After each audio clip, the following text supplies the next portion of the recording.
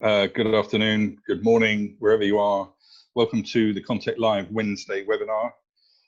My name's Clive Snell, I'm the MD of Contact Live, welcoming you today to a new special event. We're really enjoying staging these each week. It's an opportunity for us to get our contact community together. This event will take 30 minutes. We've got a lovely presentation lined up and hopefully some Q&A after that. We're using Zoom webinar for today's presentation. That means all of the attendees are auto muted, but please, we do want plenty of questions, so use the Q&A tab to join in those. I'd like to introduce you to Dr. Thomas Treutler. Thomas is the Chief Strategy Officer of Certix. He's based in Colombia. And today he's going to look at higher education and the accelerated transformation, we hope, as a consequence of COVID-19. So that's all from me. I'll join in at the end to help out with the questions. I'll just pass you over to Thomas. Thanks, Clive. Welcome, everyone. Good morning here in South America. Good afternoon in Europe.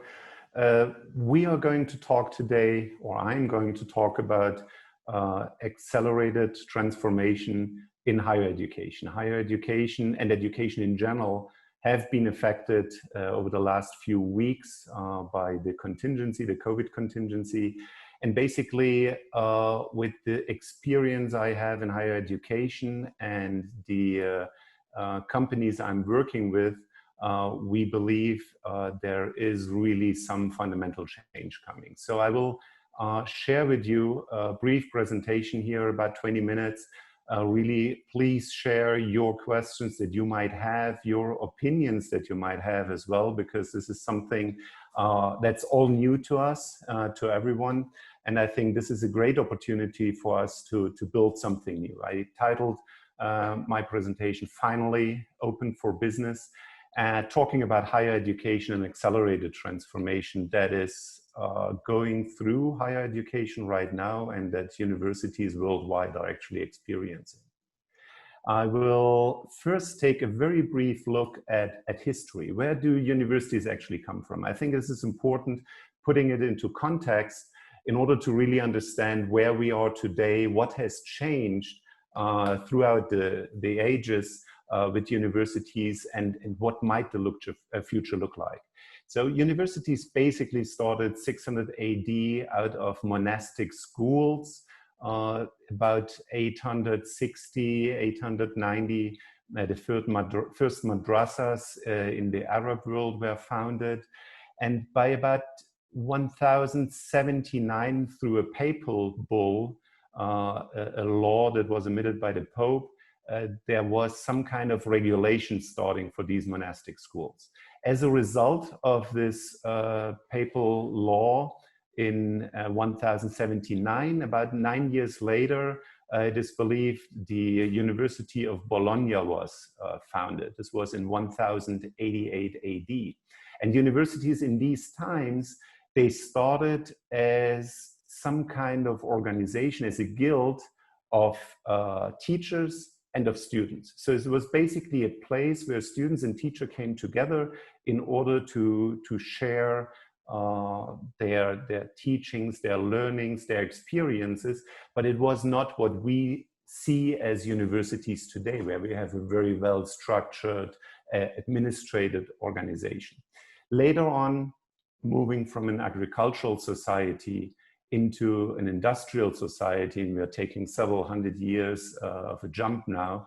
About 1900, red brick universities started in the UK, where much more technical education was put into higher education. Before that, it was basically law, philosophy, etc. But by the 1900s, most universities that were started by then in Europe and worldwide were so-called red brick universities.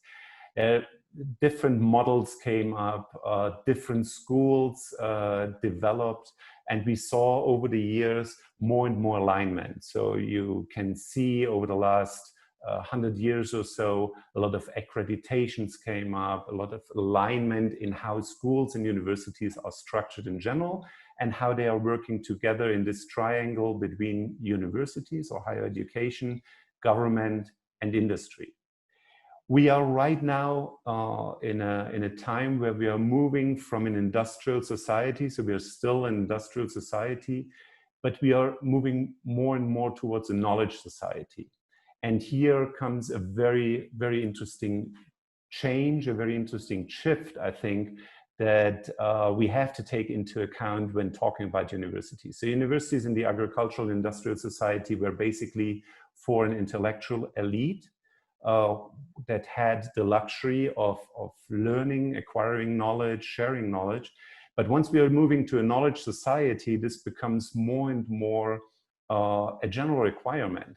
If we have a society that depends on knowledge and where knowledge is basically the most important thing that you can have in productive terms, it's very important that you rethink the strategic intersection of university, government, and industry, and that you really start developing that. We see right now in this change between industrial society, knowledge society, that we have increasing disconnect of cost versus impact in higher education. That is worldwide. This is not only in certain countries, but this is really worldwide. And talking about costs, not necessarily the tuition fees, but costs in general. So whether it is paid by the government or it is paid privately, there's a really increasing cost versus the impact. And then there's rapidly emerging alternatives that are really responding to the doubling of knowledge in ever shorter times. So this is basically the situation that we have right now, moving from industrial society into knowledge society with all this requirement of really learning actually on a continuous scale, not just between 20 and 24. When we take a look at what universities have been facing before this COVID contingency, basically over the last 10, 20 years, maybe even longer, new pedagogies have been developed. Virtual reality is something that is now very common. Data analytics, all these are this, let's say, developments that have really helped or hold the potential to help in higher education in general. On the other side, we have very complex systems of governance, not only within the universities, but also in their interaction between each other and with governments and states. We have a really dramatically changing supply and demand structure, and a lot of international competition. So it's not that anymore that you're competing, let's say, between universities in Manchester, in London, or in New York and Boston. Basically, you're competing with universities and with higher education worldwide. We have also seen a slow adaptation to change in higher education, a legacy infrastructure that's really wearing universities in general down, misplaced incentives, a lot of tradition that might not necessarily help the educational mission and vision of the institutions, and strong changes in funding, whether it's funding by governments or whether it's funding through private sources. Now, when universities started, traditional universities, let's just say about 1,000 years ago, started, as I said, as a guild between students and faculty, students and teachers. Basically, you can see it on the left side here, were somehow intermixed. You did not have this strong separation between you're a student and I'm faculty, but you basically had a more mixed learning experience there, where you, at some point you were a teacher, at some point you were a student. And then out of these guilds, a small administrative layer developed. With current universities, actually, the administrative part has increased considerably, which is also part of the challenges that universities face today. We have this strong separation between students and faculty, actually, and this might create also challenges in itself. And then we have an evolving competition that's coming up. So those are platforms basically like Coursera, like Emeritus, to just name a few, where you have this kind of mix again between faculty and students. So you might be teaching one course, but you might take another course and might be student in another course. And then you have a very reduced administrative part there.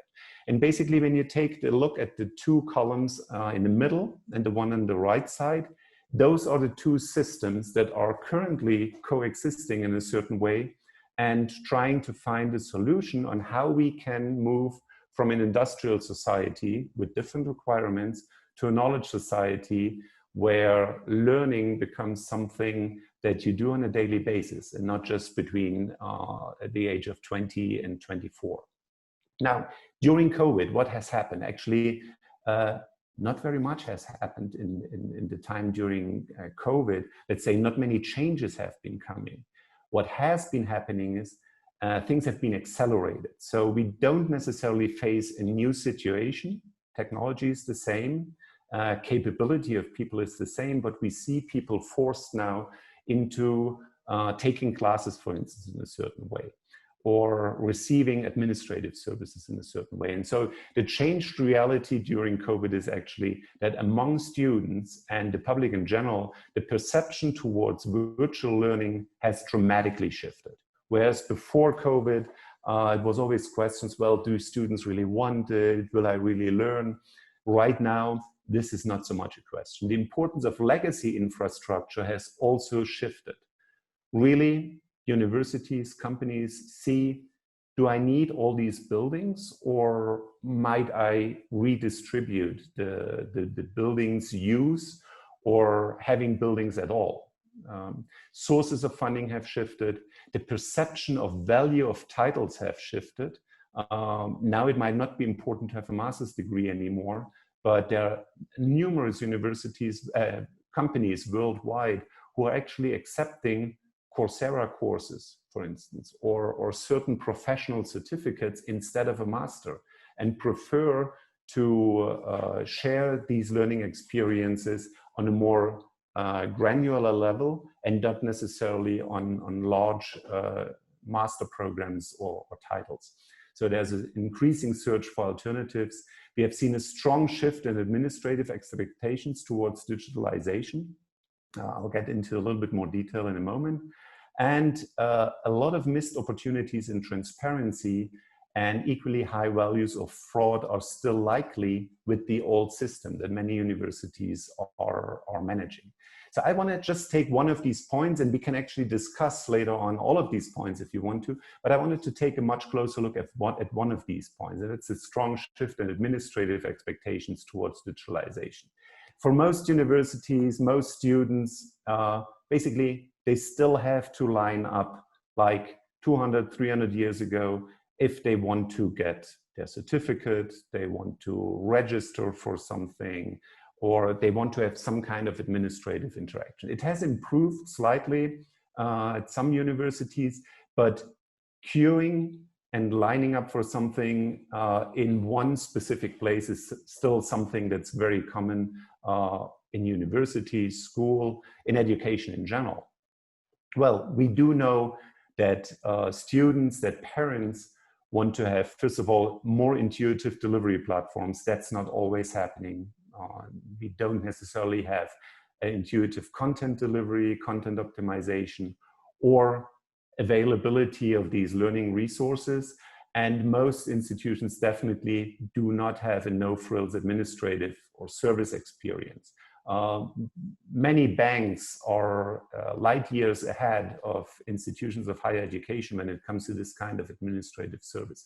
And I'll give you one example here that I'm specifically working in. If you just take a look at titles, for instance, at certificates, academic certificates or academic titles, many institutions are still using physical documents, are really saving physical documents in their basement in order to document student achievements. Over the last 5 to 10 years, many institutions have moved to a more digital management of documents, for instance, on their own servers, which is still kind of expensive, a little bit cumbersome.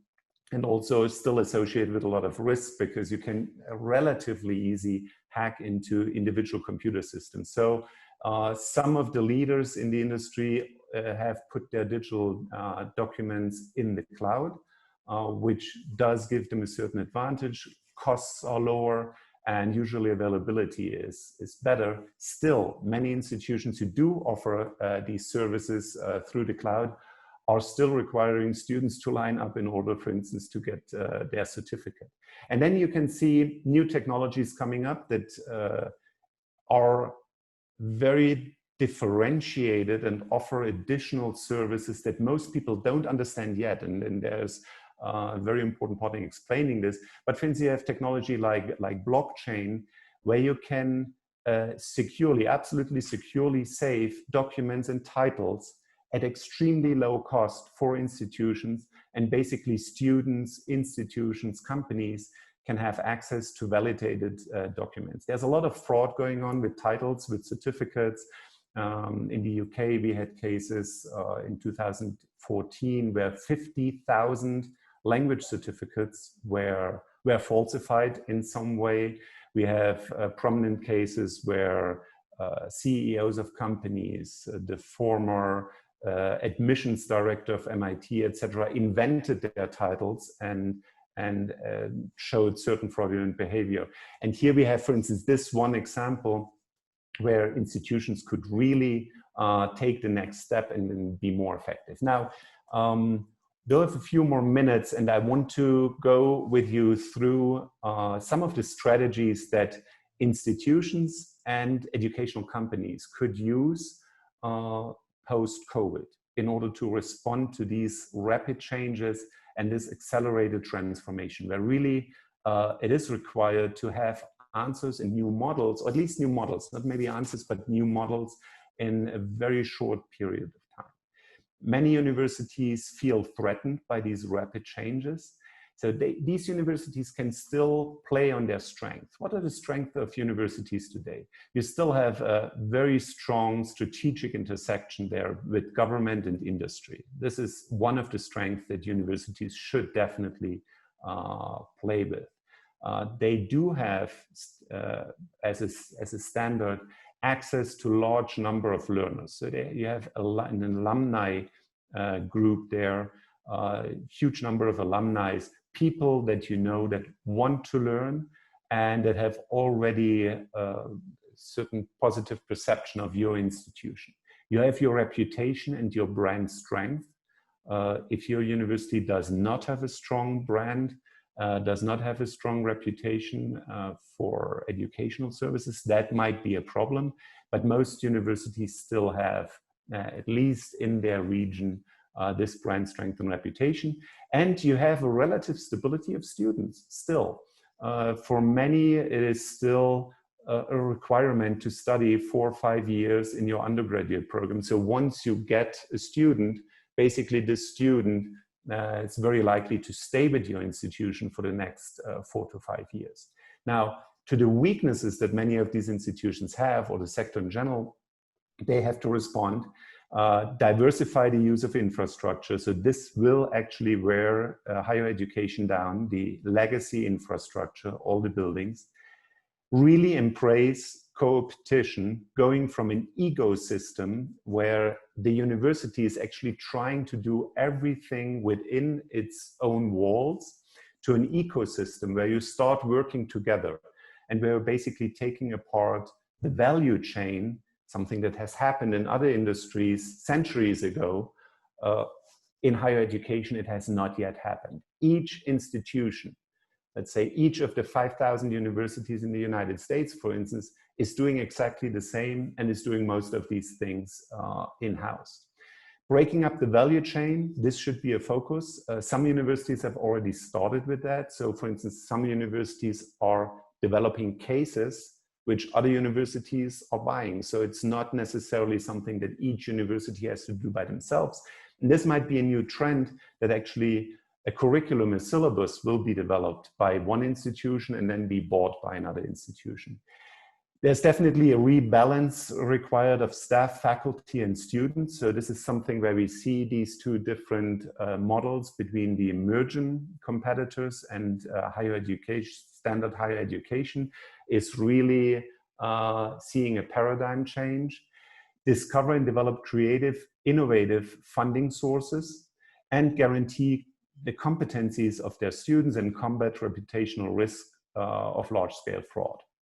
So basically, and I want to summarize here these ideas, institutions of higher education should go from an ecosystem to what's called an ecosystem, where you're not just focused on yourself, but where you're really working in a distributed network.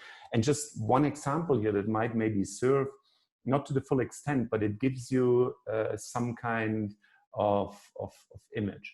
When companies started to produce cars in the US, let's say in the 1900s, there were about 4,000 cars available in the United States, or 4,000 cars were driving in the United States.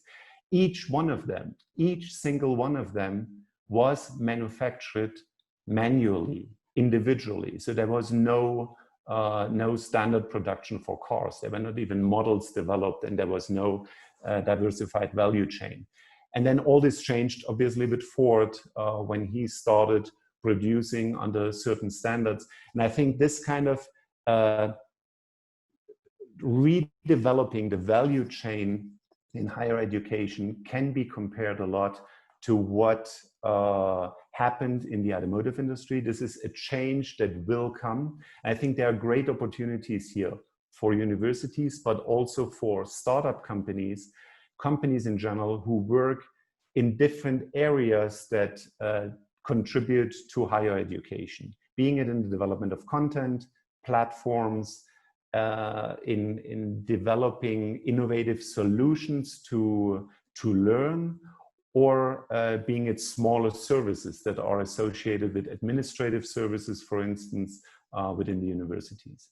So this is my take on what we see currently in higher education, of what is happening here with these institutions, and also the opportunities that are here for universities, but on the other side, also for startups and companies who want to actually participate and who can participate and innovate in this learning space, and hopefully in the development of this ecosystem of learning.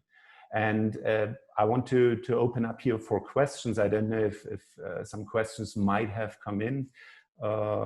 Also, Clive. I'm back. Opening basically, yeah, I know you were always there, but just opening up also for questions and having some kind of conversation, starting to see what your take is on these changes. First off, Thomas, thank you so much for a very evocative and interesting take on an area that is of considerable interest to me. I have my question to kick off would be, what does all of this shift mean for technology companies, for the edtech companies? So what is your perception of that? I do believe there are huge opportunities here for edtech companies, for regtech companies. So those are the ones who bring regulation and technology together, because there's a lot of regulation in higher education, and also what I call trust tech. So where you create networks of trust. You can see that the change is really rapid. Over the last 2 or 3 months, 3 major decisions that have really shattered higher education are coming along, and you can really see that there's a dramatic change. One of them, we talked about that before, Stanford, Yale, Cambridge, and other universities have announced that virtual will be standard, either for the next semester or the next academic year, and presential courses will be the exception.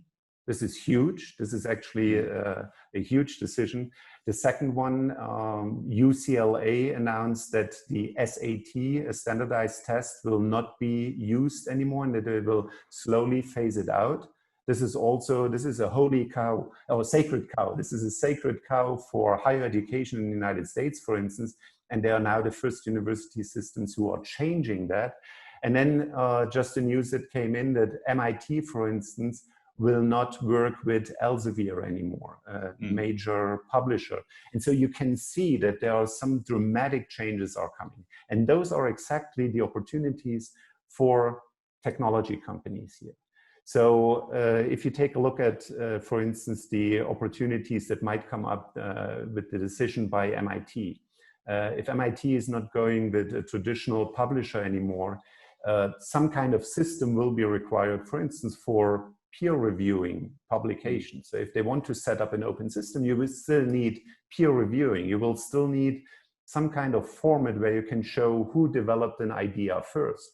So there might be opportunities for platforms, for blockchain verification, for instance, of research results, of blockchain-supported peer review systems. So all those are small things that might develop over time, but I think this is the moment where companies, small companies who have good ideas about how to improve should actually approach universities, should approach education in general, and propose their solutions. And then, because this is the moment in time where higher education is actually thinking about change and is more welcoming and more open to these kind of technologies.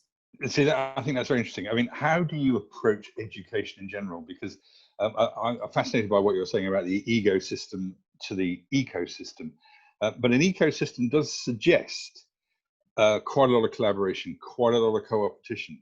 Given the stresses and strains and the competitive nature of the education market, maybe people will break out and do different things, and then it becomes even more confusing. I mean, how do you respond to a statement like that?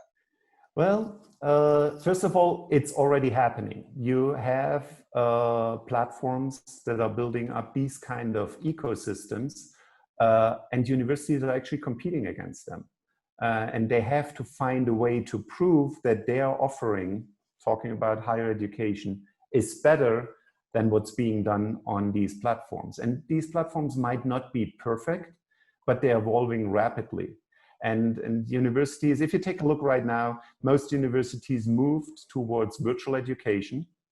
And now, let's say, the financial people at the university got wind of that you could actually have large volumes of students and could still charge the same price, which will not be forever.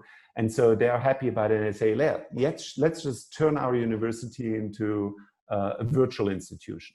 What they are forgetting there is that they are competing against institutions that are much more agile, talking about the platforms, and that do not have all this legacy infrastructure. They do not have buildings, they do not have stadiums, they do not have to pay for that. They don't have to pay for these services. So we will see a very interesting development over the next 3 to 5 years, actually, where you have these agile platforms that are really willing to experiment, to learn, to commit mistakes, but to learn from those mistakes and improve on them. And then you have legacy institutions who are basically worn down by their legacy infrastructure, maybe want to innovate, but don't want to take too much of a risk in doing that. And so it will be very interesting whether how long can really a brand, let's say a brand like Stanford, a brand like Oxford, a brand like Harvard, how long can it sustain a model that might not be looked after, students might not be looking for, that they do not want in the future? I think there will always be a market for the traditional universities. So don't get me wrong, I don't think everything will be online, but I do believe that it will dramatically change. I think that's really interesting. One of the things that you mentioned there that is a hot potato that I remember discussions about is just the real estate that universities sit on. In some cases, literally iconic buildings. They're actually underused quite a lot. And if you've got new players coming in doing very different things and they don't have any of that, that also begs the question, what are universities really going to do with that if things change? Why can't you do a degree in half the time, for example? Yeah. I think we're very close to time. Yeah. I think this is more philosophical than anything else. Clearly, your premise is COVID has changed everything. It's prompted action. It's prompted big institutions to take huge decisions, like the shift to virtual for a year or a semester. How do we really know that when the crisis comes to some sort of conclusion, they don't just go back to the way things were? Very good question. I think we will go back in a certain way to previous behavior, but what you will always have, I studied physics when I was younger, and so there's an effect that's called the hysteresis effect. So if you take something out of balance for a while, and then it might go back, but it never goes back to the same level. It will stay, you will have some kind of hysteresis that keeps a little bit higher. The longer you keep this exceptional state, the higher you will land once it goes down again. So let's just say you go up for a week, fully virtual, everyone has to do it, it probably goes down almost to the same level. But if you stay for 3 months or 6 months or 9 months on this higher level, the hysteresis, the difference between the state that you had before and the state that you have after will be much, much bigger. So yes, we will go to certain behavior, we'll go back to certain behaviors that we had before, but not to the same level that we had it before. I think that's really interesting. I really think that's interesting. And it, you know, a lot of the things you talked about are very much at the heart of content and what we're concerned with. The Elsevier move, for example, how does that get replaced? How does technology bear such opportunities and threats in the context of these fantastic transformations? Thomas, thank you very much for that. Hopefully we'll see some more from you. I know we've been discussing getting involved in content later in the year, and we'll be talking to you some more about that. Thanks for that presentation. Everyone who's joined and people who couldn't make it, we will have a completely indexed and transcribed version of this webinar online very soon for everyone to consume. I just wanted to flag up that digital transformation is never far from our minds. And next week, Wednesday, 4:30 BST, we've got What Does Digital Transformation Mean for a Content Business? And that's going to be hosted by Sam Herbert, one of the content co-chairs, co-founder of 67 Bricks and managing director of that business. So hopefully you could sign up for that one and join us. Thomas, thank you so much. I'm sure this is the beginning and not the end, but great contribution. And just thank you to everyone who joined us, and we'll see you again this time next week. Bye-bye.